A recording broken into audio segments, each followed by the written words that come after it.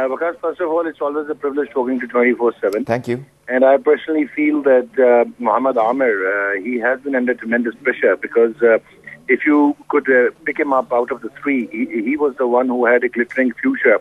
And if you remember that it was so ironic to know retrospectively that he was being offered a contract by Surrey, much more than supposedly what they earned through this spot fixing saga. So I personally feel you have to realize that it becomes a judicial confession. And it is not like an extrajudicial confession. If you make extrajudicial confessions in that regard, what you need to understand is that you're going and pleading for a bargain. But in case if you go for a judicial confession in the London court, that clearly indicates that you are trying to become an approver.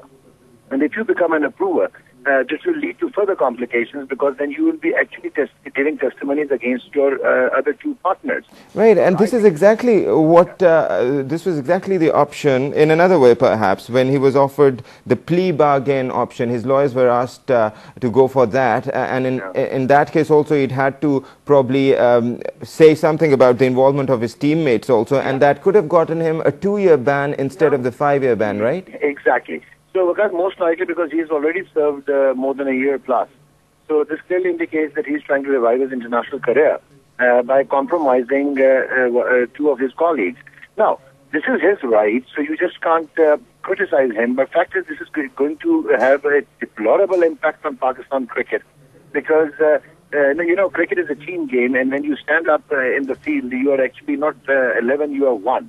So I personally feel that this is going to be an individual act, and this is not going to reflect positively on the state of cricket in Pakistan. And I think this is, again, a failing of the Pakistan Cricket Board, because if you remember, when the bans were imposed, they were asked to psychologically rehabilitate specifically Muhammd Amir. So I personally feel that Pakistan cricket is in a quagmire, and this is a matter of shame, and this is a moment of shame for all of us. Okay, but it is his right. Do you think it is a clever move on the part of Muhammd Amir, considering the gains that he could personally make out of this confession that he's made? And why has he chosen this time? Why did he wait for a year or so, as you mentioned earlier? Well, I am not going to say that it's a clever move. I think that this is one filled with selfishness. And yes, if you see philosophically, it needs loads of, panache and guts to actually commit to what you have done. And you are stressing upon the fact that why he has chosen this time. There are two things to actually contemplate. One is that the tenure of the present chairman of the Pakistan Cricket Board ends on October 5th. So presumably, he's waiting for the new government to come in and cash on the thing that he is a prodigiously talented left-arm fast bowler. And he might be, seen with compassion.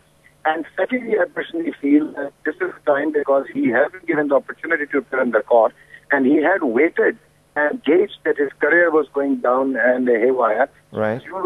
But he's always had the sympathies of cricket fans, especially because of his age, hasn't he? So presumably, it's a desperate attempt. All right. Thank you so much, Dr. Nauman Niaz. It's a pleasure getting your perspective.